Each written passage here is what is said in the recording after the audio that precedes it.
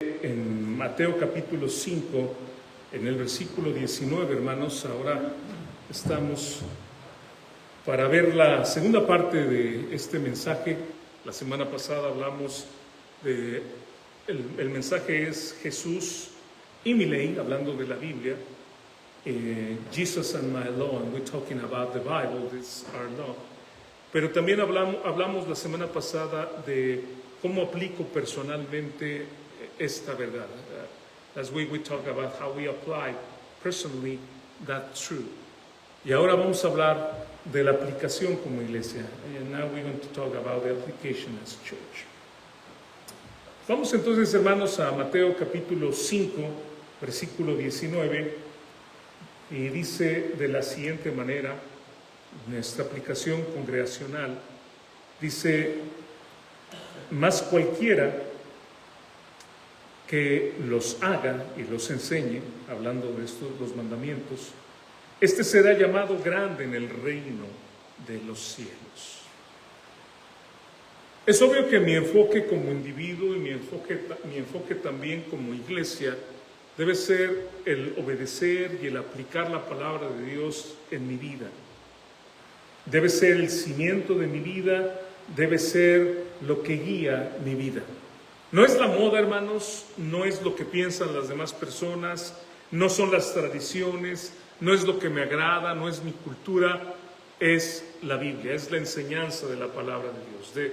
The foundation of our life is not tradition, is not fashion, is not my culture, but it's the Bible. Y por eso, hermanos, cuando venimos a la iglesia aplicando esta aplicación a nosotros, traiga su Biblia, lea los pasajes que yo pongo, los pasajes que yo digo, subráyelos y no se confíe en la presentación. De hecho, la gente que nos ve desde Face a veces no se puede ver por la luz la transmisión. Y si en algún momento, hermano, se va la luz o algo, tenga su Biblia para que pueda usted ahí ver los pasajes. Tome un cuaderno, tome notas, subraye los versículos de la Biblia. Las notas que usted hoy toma son los estudios que usted puede dar en un futuro a otra persona. Debe tomar en cuenta que estamos, hermanos, nosotros para ser discípulos. We are here to make disciples. So those studies that you write on your notebook, you can use that to teach other people in the future. La idea es que usted aprenda y pueda enseñar a otra gente también en el futuro.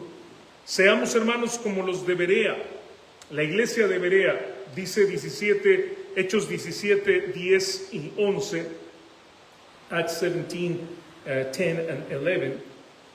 Estos textos dicen así: inmediatamente los hermanos enviaron de noche a Pablo y a Silas hasta Berea. Pablo y Silas van a Berea, y ellos, habiendo llegado, entraron en la sinagoga de los judíos.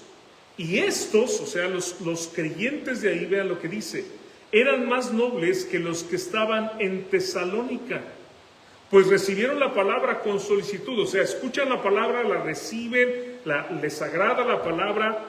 Pero vean lo que dice la siguiente parte: escudriñando cada día las escrituras para ver si estas cosas eran así. El énfasis del texto al final, en la última parte, dice, usa una palabra en griego que significa discernir, interrogar, comparar. Esa es la idea de la palabra que utiliza ahí cuando dice que escudriñaban. Ellos estaban escuchando el mensaje, pero ellos estaban comparando con otros textos o con el Antiguo Testamento. Estaban pensando lo que estaba diciendo el hermano y estaban viendo que lo que dijera fuera bíblico. Y esa es la actitud que debemos de tener, hermanos. Cuando nosotros escuchamos, discernir, hágase preguntas. Y lo digo por mí, por supuesto que lo digo por quien quiera que usted escuche, pero también lo digo por mí. Cuando yo predico, when I preach, pay attention, but also use your discernment to see if what I'm preaching is biblical. Usa tu discernimiento, compara lo que yo digo con otros textos y piensa, ¿esto que está diciendo el hermano es bíblico? ¿Es correcto? ¿Tiene base bíblica? ¿Lo está diciendo nada más porque se le ocurre o realmente nos está mostrando lo que dice la palabra de Dios? Dice la Biblia, hermanos, en 1 Corintios 2:15, que el hombre espiritual discierne todas las cosas. Él tiene la capacidad, y eso es lo que yo les estoy pidiendo como congregación, que ustedes, hermanos, también a la gente que me escucha, por supuesto, desde donde esté, que cuando ustedes escuchan lo que yo estoy predicando, disciernan lo que está ahí. ¿Es bíblico? Ahora, hablando como congregación, hermanos, en nuestros días es muy fácil escuchar diferentes predicadores, ¿no? De hecho, yo creo que todos ustedes escuchan diferentes predicadores. Y si gustan recomendaciones, les puedo recomendar a mi hermano Rubén, a mi hermano Jorge. Creo que mi hermano Raúl da unas cápsulas que son muy buenos predicadores, enseñan muy bien. Pero es muy fácil hoy en día escuchar predicadores, hermanos, porque están ahí, ¿no? En el internet. Por diferentes razones, probablemente usted, hermano, tiene un predicador favorito, ¿no? Qué bonito sería que el predicador favorito de cada miembro de una iglesia fuera su propio pastor, ¿no? That would be good if the favorite preacher is your own pastor, no, in your church. Many times it's not. People listen to other preachers, and they have different preachers, and someone that is the favorite preacher. Pero cuando usted escuche cualquier predicador, hermanos, nuevamente estamos aplicando esto en la iglesia. Usted entra a internet y escucha alguna cosa, pone a alguien un meme en Facebook o en TikTok o lo que sea y pone un mensaje ahí. Por favor, hermano, cheque que lo que está diciendo es algo bíblico. Y si no es bíblico, no lo crea. O sea, lo que quiero decirles es que en internet, hermanos, todos nos vemos muy bien, ¿no? O sea, en internet todos hablamos con gran autoridad, los predicadores se ven como que conocen el tema, como que saben mucho, se saben versículos de memoria, y no estoy negando eso, o sea, no me malinterpreten, no estoy hablando mal. Gracias a Dios que tenemos la bendición de escuchar predicadores y de tener tanto evangelio en las redes. Pero así como hay, sabemos, ¿no? Así como hay trigo, hermanos, también hay cizaña. ¿Entienden lo que le digo? Así como hay buena enseñanza, también hay mala enseñanza. Y puede haber gente, hermanos, que habla con mucha autoridad, pero que enseña cosas que no son verdad. Y que enseñan doctrinas que no son ciertas. De repente, por ejemplo, hay gente que ataca muchísimo el hecho de diezmar, cuando es algo que vemos como una práctica de los creyentes. En el Antiguo Testamento, Jesucristo jamás habló nada en contra de ello, y al contrario, habló de ejemplos donde hubo gente que dio más de lo que tenía. De repente, hermanos, vemos cosas extrañas que la gente empieza a decir, y de repente inclusive hay quienes crean iglesias virtuales donde la gente ya no va a ningún lugar como hoy aquí, sino que solamente están escuchando los mensajes. Gracias a Dios, hermanos, que escuchamos o que hay servicios en línea, pero no es un sustituto. ¿Entienden lo que digo? No es un sustituto para decir, bueno, yo veo el mensaje en mi casa. Yo sé, hermanos, y lo digo para la gente que me escucha, hay gente que está trabajando, que tal vez no puede ir a la iglesia en este momento, hay gente que está enferma, hay gente que a lo mejor no se puede desplazar. Gracias a Dios que ustedes nos siguen por este medio. Pero nosotros sí nos podemos desplazar, hermanos. Y nosotros sí podemos venir a la iglesia. Y qué bueno que estamos aquí. No hay un sustituto. Y cuando usted escucha algo, hermanos, decíamos cuando éramos jóvenes, me acuerdo hablando de a veces filosofías y cosas que la gente, que decíamos, es que la gente se traga el bocado sin masticarlo. Y la idea es esa, ¿no? Cuando nosotros, en lugar de que mastiquemos, nos lo comemos, pues no sabemos ni qué me estoy comiendo, ¿no? Al ratito voy a probar unos arroces muy sabrosos y hay creo que un mole por ahí y otras cosas. Y hermanos, bueno, espero que me alcance, ¿no? Si no, a lo mejor antes de que empiece todo le doy una probada. Pero lo que quiero decirles, hermanos, si no lo masticamos, ni siquiera lo saboreamos. Ni siquiera sabemos qué nos estamos comiendo. Es como una pastilla, ¿no? Las pastillas nos las tragamos, usted sabe, la agarro y ni siquiera, a veces hasta ni quiero sentir el sabor, solamente me lo trago. Cuando estamos hablando, hermanos, de escuchar cualquier mensaje, y nuevamente vuelvo a hablar en primer lugar, mi persona, porque yo soy a quienes ustedes escuchan cada domingo, analicen que lo que se está diciendo es verdad. Analice que es bíblico. Nuestra doctrina debe ser bíblica. Y si usted se da cuenta que eso es bíblico y lo cree, defiéndelo, enséñelo, pero use los textos de la Biblia para poder afirmar lo que usted dice. En otras palabras, no me cite. O sea, quiero decir, gracias, ¿verdad? Qué bueno si usted me cita, que me respeta, lo que sea. Pero yo no soy la autoridad. ¿La autoridad quién es, hermanos? La autoridad es Dios. ¿Entienden lo que digo? Esta es la autoridad. No es como dijo el hermano, el pastor. No, es como dice la Biblia en tal pasaje. Exactamente, eso es lo que creemos. Lo que dice la Biblia en los pasajes. Y de esa manera nosotros podemos edificarnos y caminar con el Señor. Ahora, pensando, como el texto habla de cosas pequeñas, dice mandamientos pequeños, traté de pensar, hermanos, en ejemplos de cosas que a veces la gente dice, bueno, ¿y ustedes por qué hacen esto? ¿O ustedes por qué no hacen esto? Y a lo mejor son cosas muy pequeñas, sí, porque el texto dice. Alguna gente piensa, por ejemplo, que nosotros no debemos de usar instrumentos musicales al cantar, ¿no? Tal vez ustedes han escuchado gente en las redes donde habla de que no se debe de usar instrumentos musicales al cantar, pero el Salmo 150, hermanos, habla de una variedad de instrumentos, de hecho, en todas las categorías. Habla de instrumentos de aliento, habla de instrumentos de cuerda, habla de percusiones. Solamente no están incluidos los instrumentos eléctricos porque no existían en ese tiempo. Así que si nosotros usamos cajón, y usamos piano, y usamos, no tenemos batería, pero si un día tuviéramos flautas, una orquesta, no estaríamos haciendo nada que está en contra de la voluntad de Dios. Ahora, sin embargo, déjenme ahondar un poquito. En el Nuevo Testamento no vemos instrumentos, ¿verdad? ¿Están conmigo? En el Antiguo Testamento habla de los instrumentos. En el Nuevo Testamento no vemos instrumentos, hermanos, porque los instrumentos se tocaban en el templo. Tenemos que entender, hermanos, que antiguamente la gente, dependiendo de la familia que tenía, se dedicaba a lo que era lo que la familia hacía. Si eran abogados, iban a ser abogados. Si estudiaban la ley, estudiaban la ley. Si eran gente que tocaba instrumentos, sus hijos iban a aprender instrumentos y los instrumentos se usaban en el templo. La gente normalmente no tenía instrumentos.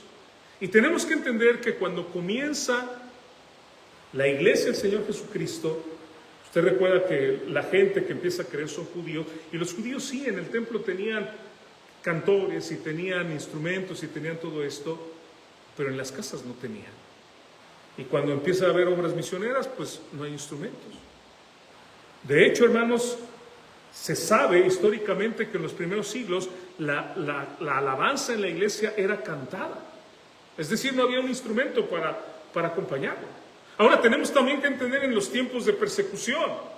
Si yo tengo que huir, hermanos, porque me están persiguiendo, pues voy a dejar todo, ¿no? Podemos pensar, bueno, mi guitarra, pues a lo mejor ni la guitarra porque también pesa y es un estorbo, ¿no? Un charango, hermano, pues no. En un momento determinado, en las catacumbas donde la gente se ocultaba porque eran perseguidos, no había instrumentos. Y está bien. Es decir, en el Nuevo Testamento, hermanos, el énfasis que tenemos es que nosotros somos los instrumentos de alabanza. Quiero que piensen esto. ¿Usted cree que si aquí estamos cantando, y no estoy diciendo que los que cantemos tengamos una voz privilegiada, ¿no? A lo mejor hoy en la noche sí van a escuchar unas voces muy bonitas de las hermanas que van a cantar. Pero si cantáramos con una voz preciosa, hermanos, y después salgo y estoy maldiciendo a la gente, ¿usted cree que eso alaba a Dios?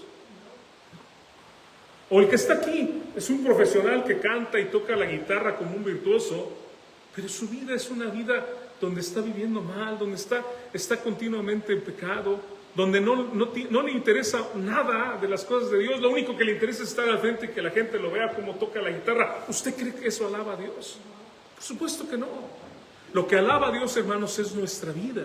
Y ese es el énfasis que nosotros tenemos en el Nuevo Testamento. De hecho, la música contemporánea, porque si yo me voy a la historia, ustedes van a saber que en la historia los primeros instrumentos que se empezaron a utilizar ya en tiempo moderno, que no estoy hablando de algo tan moderno, pero fue el órgano y después fue el piano. Por muchos años las iglesias no tenían guitarras. Fue en los años 70, hermanos, entre 60 y 70, cuando hubo un movimiento llamado el Movimiento de Jesús, cuando entonces empezaron a entrar la música contemporánea como ahora nosotros la conocemos. Pero sea como sea, hermanos, lo que alaba a Dios es nuestras vidas. En el Salmo 150, por ejemplo, habla acerca de con el alegre pandero, en el candor de la danza, dice también. Y esta expresión, hermanos, es algo inevitable cuando nosotros estamos contentos, ¿no? Cuando viene una noticia, ¿qué hacemos, hermanos? Fui aprobado, pasé el examen, ¿no? Y a lo mejor hasta brincamos un poco, ¡bravo! ¿No? Lo logré. La idea, hermanos, del texto es de gozarnos, de alegrarnos de lo que Dios ha hecho en nuestra vida. No necesariamente porque los judíos sí hacían una ronda donde ellos bailaban. Yo no soy judío, yo no sé cómo es eso, pero no necesariamente estoy diciendo que salgamos todos corriendo y danzando alrededor de aquí. Lo que estoy diciendo es que es una expresión de gozo. De hecho, la palabra que se utiliza, que se traduce como danza, que es la palabra mahol, también se refiere a un instrumento musical rítmico. Es decir, es una palabra que se utilizaba en hebreo para referirse a una flauta o a un tambor, que era un instrumento rítmico, como nosotros tenemos aquí el cajón. La enseñanza, pues, es alabar a Dios con gozo. Y lo hermoso del Salmo 150, cuando habla con el pandero, habla acerca de instrumentos de cuerda, de flautas, los címbalos, o también instrumentos que son de aliento o de percusiones. Es que lo que nos está diciendo, hermanos, el Salmo 150 es que alabemos a Dios de todas las maneras como podemos. Porque les voy a decir una cosa. Si decimos hermanos, es que hay que alabar a Dios con la guitarra. ¿A poco todos tocamos la guitarra? Hay que alabar a Dios con el piano. ¿Todos tocamos el piano? ¿O con el pandero? ¿Todos tocamos el pandero? ¿O los címbalos? Y a lo mejor no todos cantamos, ¿verdad? A lo mejor canto medio desafinado, ¿verdad? Alabar a Dios en su santuario. Pero yo hago el esfuerzo. Y lo hago, hermanos, de corazón. Ese es el punto del Salmo, que yo estoy alabando a Dios porque de verdad Él es el Rey de Reyes y Él es el Señor de Señores. El Salmo 150 termina con algo muy hermoso. Y si lo tienen ahí, hermanos, a lo mejor no lo buscaron, pero lo voy a leer. Salmo 150. Alabad a Dios en su santuario. Alabadle en la magnificencia de su firmamento, alabadle por sus proezas, alabadle conforme a la muchedumbre de su grandeza, alabadle al son de bocina. Este instrumento se llama el shofar, que es, ahorita voy a hablar acerca de él. Alabadle con salterio y arpa, alabadle con pandero y danza, alabadle con cuerdas y flautas, alabadle con címbalos resonantes, alabadle con címbalos de júbilo. Y luego vean el texto cómo termina. Todo lo que respira, alabe a Jah. Aleluya. Todo lo que respira, alabe a Jah. Aleluya. Y así termina, hermanos, el himnario del pueblo de Israel. El libro de Salmos era el himnario del pueblo de Israel, y estos cantos se cantaban con coros, con instrumentos. Estos salmos tenían música y se cantaban, y termina de esa manera. Y lo hermoso, hermanos, es que este último texto, todo lo que respira, alabe a Jah, nos recuerda, hermanos, una verdad que conocían los judíos y nosotros también. Cuando Dios creó al hombre, lo vimos, ¿se acuerdan? Dios sopló en él, ¿qué, hermanos? Aliento de vida. De tal manera que cada vez que nosotros respiramos, estamos recordando que esa vida la tenemos, ¿por qué? Porque Dios Todopoderoso nos la ha dado. Eso nos recuerda, hermanos, que si nosotros dejamos de respirar, ¿qué sucede, hermanos? Nos morimos. Pero si nosotros también dejamos de tener comunión con Dios, nosotros también nos morimos.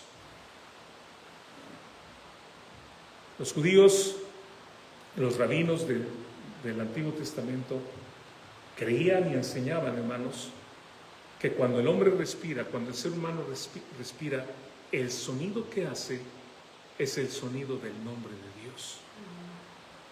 Y que cuando uno respira, el diafragma o la respiración hace ese sonido. A veces, amor, cuando estás durmiendo, escucho ese...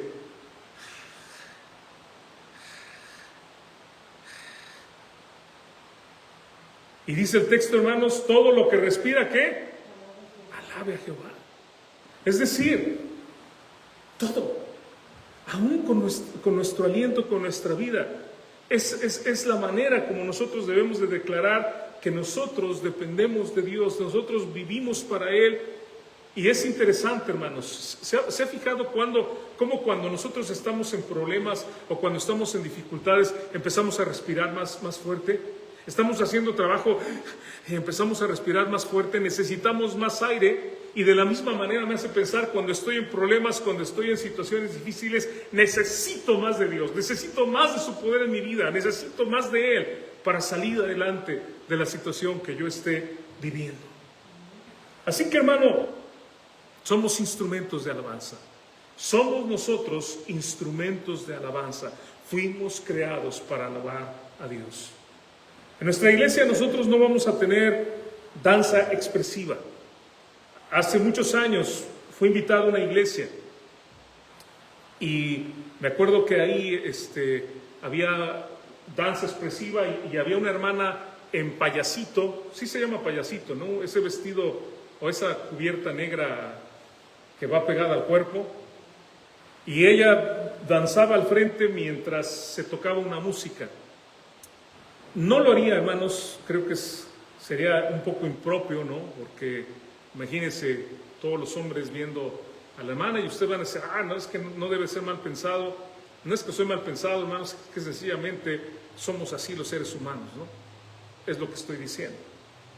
No tenemos tampoco banderines de colores, no tenemos plañideras. Plañideras son gente que llora, o llorones o lloronas profesionales. Eso es...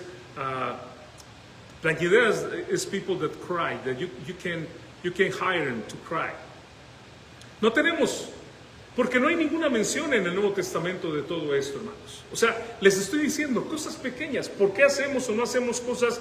Porque no hay mención de ellas. Sin embargo, la Biblia dice que todo lo hagamos. ¿Se acuerdan de ese texto? Vimos la semana pasada, 1 Corintios 14:40, todo lo hagamos decentemente y con orden en la iglesia.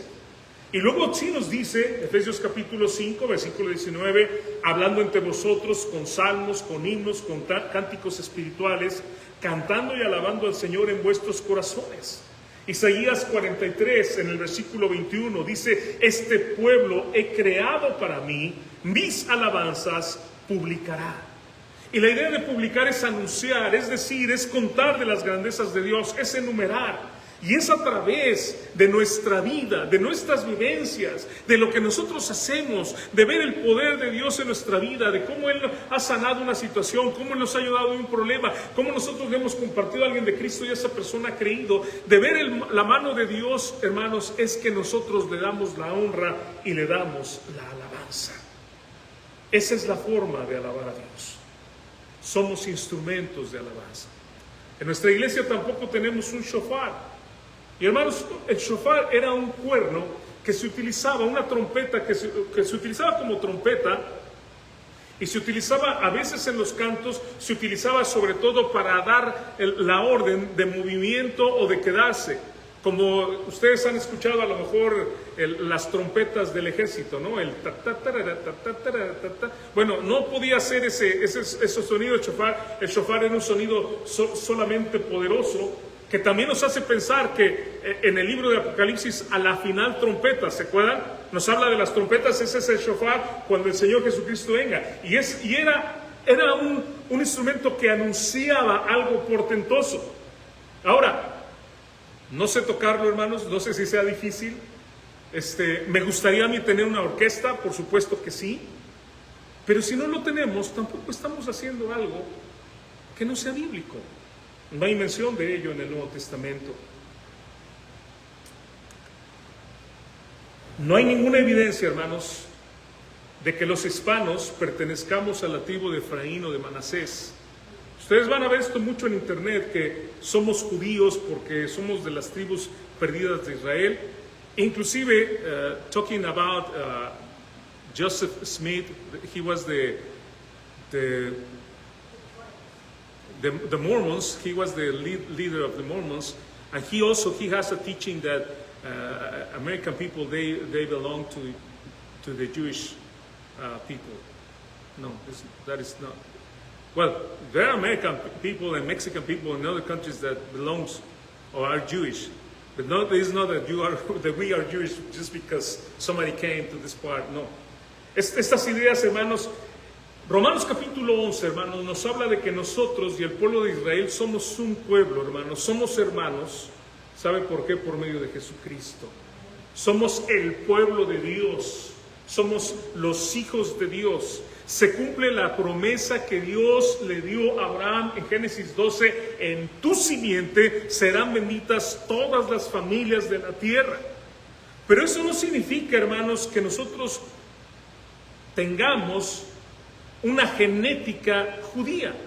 Bueno, a menos que usted, ¿verdad? No lo sé, pero lo que quiero decir es que aquella gente que argumenta en internet que somos judíos y que somos de las tribus, está hablando de algo que suena muy bonito románticamente hablando, ¿verdad? Pero no es así, no es verdad. Y no es necesario, hermanos. ¿Por qué? Porque cuando creemos en Jesucristo, cuando nos arrepentimos de nuestros pecados, somos hijos de Dios. O sea, ya no importa si soy mexicano, o soy de Estados Unidos, o soy de Honduras, o soy de Puerto Rico, o soy de Guatemala, porque ahora lo que yo soy, mi identidad es que soy hijo de Dios y soy sal de la tierra, soy luz del mundo, porque Jesucristo me ha salvado. Entonces, no necesito estar peleando para convertirme en un judío. Y con esto también quiero decir, hermanos, que si queremos llamarle a Jesús Yeshua, está bien, no me voy a ofender, pero tampoco tiene que hacerlo. Si quiere llamarle a la Biblia Torah en lugar de Biblia, está bien, es la ley, es la escritura, es correcto. Pero si no lo hace, no hay tampoco problema, es la Biblia. Nosotros hablamos español y es la Biblia. Si quiere decirle a Dios Hashem, ¿no? Como hay muchos hermanos que le dicen Hashem porque es la manera como los judíos se refieren a Dios, no hay problema, pero nuevamente no es algo, hermanos, que tengamos que hacer. Dios nos entiende en el idioma en el que nosotros hablamos. Y por supuesto, como decía hace rato, hermanos, yo sí creo que lo mínimo que podemos darle a Dios es nuestro diezmo. Mucha gente no cree en ello, pero yo le digo que es lo mínimo para mostrarle a Dios que lo amamos. Y le puedo mostrar, de hecho ya he predicado de eso en otros momentos acerca de cómo hubo creyentes que dieron todo lo que tenían y hubo creyentes que dieron más de lo que tenían en el Nuevo Testamento. Lo que estoy diciendo con todo esto, hermanos, es que tenemos que enseñar y hacer la voluntad de Dios. No mi voluntad, no mi opinión, sino lo que dice Dios. No le voy a decir tampoco, hermano, que todas las enfermedades son obra de un demonio, porque no puedo decir que todo es causa del demonio, como mucha gente todo lo demoniza o sataniza. Puedo decirle que hoy en día hay muchas enseñanzas que nosotros vemos en todos lados que van desde un legalismo extremo, es decir, poner leyes de todo y cómo te tienes que vestir y cómo no debes de vestirte a la iglesia, y una serie de cosas que ponen de leyes de lo que comas, de lo que bebas, una serie de leyes, hasta un libertinaje de verdad que es vergonzoso. Pero nosotros no estamos en ninguno de los dos extremos. Tratamos de seguir, hermanos, las enseñanzas del Señor y usar el discernimiento espiritual que Dios nos ha dado para entender los pasajes, analizarlos y aplicarlos, hermanos, a nuestra vida. Muchos púlpitos, muchas iglesias hoy en día están llenas de la famosa confesión positiva. Manifiéstalo, confiésalo, decláralo, decrétalo, reclámalo. Existen muchos sermones, muchos libros, muchas clases, seminarios basados en un evangelio de la prosperidad, hermanos. El avivamiento de la risa, el desatar los demonios, todo este tipo de cosas. Pero, hermanos, nuevamente les recuerdo, la atención no es hacia mí. ¿Quién debe ser glorificado? Dios.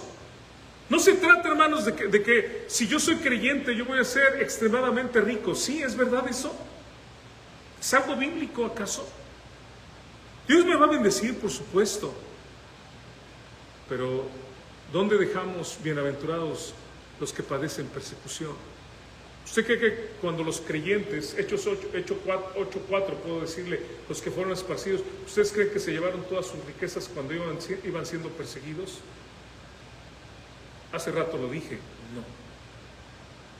Y en un momento, por causa de Cristo, hermanos, ha habido mucha gente, y sigue habiendo hoy en día, que por causa de Cristo, en un instante, pierden todo. Y dejan de ser gente que tenía una posición económica a no tener nada por causa del Evangelio. No voy a decirle yo, claro, Dios nos bendice y no lo puedo negar, pero no le voy a hablar yo de un mensaje de prosperidad económica y basar que eso es todo, cuando realmente nuestro enfoque, hermanos, está en las cosas de Dios, en las cosas del cielo, y el centro de la atención nuevamente es nuestro Señor Jesucristo. Hermanos, somos súbditos del Rey, del Todopoderoso. Pertenecemos a un reino celestial. Creo que no llegamos a comprender eso. O sea, todo lo que hay aquí en la tierra y qué bueno, hermanos, por las bonitas camionetas que tienen y las casas bonitas donde viven y todo eso. Pero ¿saben qué, hermanos? Todo eso aquí se va a quedar. No estoy diciendo tampoco, sabe, que haga un voto de pobreza y vaya y regale. No estoy diciendo eso. ¿Entienden lo que estoy equilibrando? Gracias por lo que Dios nos permite tener y usar para su honra y su gloria. Pero la verdad, nosotros somos ciudadanos del Rey de Reyes y Señor de Señores. Por lo tanto, nuestro énfasis debe de estar en Él. Somos seguidores de Jesucristo. Y les recuerdo lo que dice Lucas 9:23. Si alguno quiere venir en pos de mí, niéguese a sí mismo. Tome su cruz cada día y sígame. ¿Y de qué nos habla? Si soy discípulo de Cristo, voy a negarme a muchas cosas que a lo mejor yo quiero. Y a veces cosas, hermanos, que ni siquiera son malas, pero que no me ayudan a seguir caminando con el Señor. Si soy discípulo de Cristo, hay cosas que van a morir en mí. Tome su cruz. La cruz se tomaba para morir. Y va a haber cosas, a lo mejor los domingos yo me iba a jugar fútbol y me encantaba el fútbol, pero ahora que creo en Cristo, tomo una decisión y digo, ¿sabes qué? Ya no voy a ir los domingos en la mañana a jugar fútbol. Pero es que ahí están mis amigos y todo, y mis amigos me dicen, es que vente porque, sí, lo siento mucho, amigos, pero ¿saben qué? Ahora hay algo más importante. Y voy a sentir como que algo muere. ¿Por qué? Porque me encantaba el fútbol. ¿Entienden lo que digo? Porque me encantaba hacer eso, pero ahora ya no lo hago porque yo creo en Jesucristo y yo soy su discípulo y yo valoro más la comunión con el Señor Jesucristo. La meta es que seamos fieles seguidores de nuestro Señor Jesucristo y que además ayudemos a otros a seguir a Cristo. Debemos recordar, hermanos, lo que dice Mateo 5, versículo 16. Para que vean vuestras buenas obras, dice el texto, y glorifiquen, ¿a quién? A vuestro Padre que está en los cielos. No se trata de que yo sea el que sea el centro de atención, se trata de que el nombre de Dios sea glorificado. No se trata de buscar mi beneficio, mi comodidad. No se trata de mí, como lo hacíamos cuando no éramos creyentes. Sí, era mí, no, ahora es Él, el Señor Todopoderoso, vivir para Él. Nuestro texto dice, versículo 19, mas cualquiera que los haga y los enseñe, este será llamado grande en el reino de los cielos. Realmente, hermanos, creo que no buscamos ser llamados grandes. Es algo que no merecemos y solo por la gracia de Dios alguien lo recibirá de nuestro generoso Padre.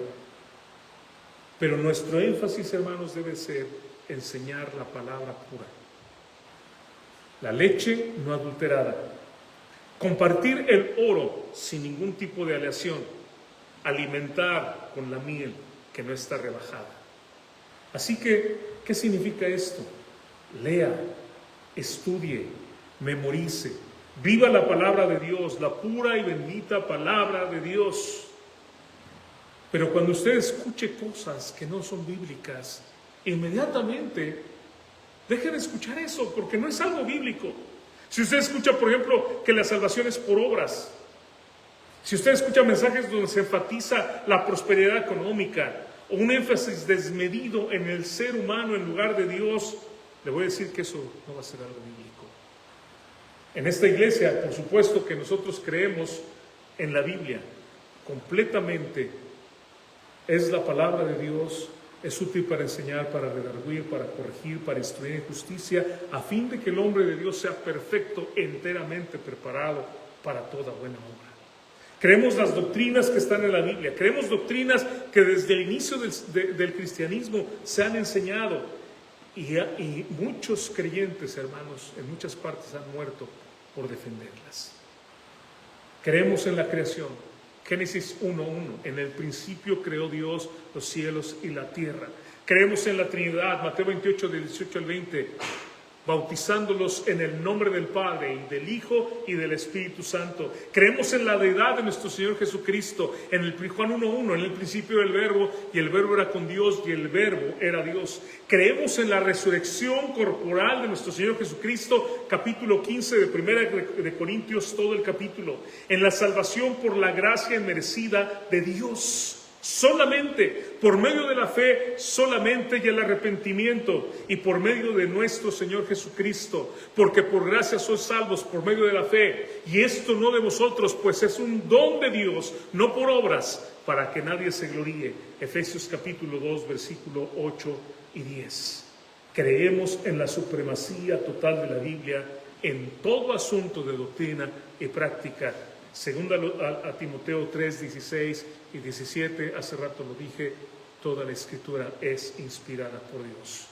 Creemos en la segunda venida, hermanos, de nuestro Señor Jesucristo. Hechos 1:11. Varones galileos, cuando los ángeles les preguntan, ¿por qué estás mirando al cielo? Este mismo Jesús que ustedes les ven ir al cielo, así vendrá, como ustedes le veis ir al cielo. Jesucristo viene. Creemos en la futura resurrección de los muertos. Primera a los Corintios capítulo 15, el texto que hace rato les dije.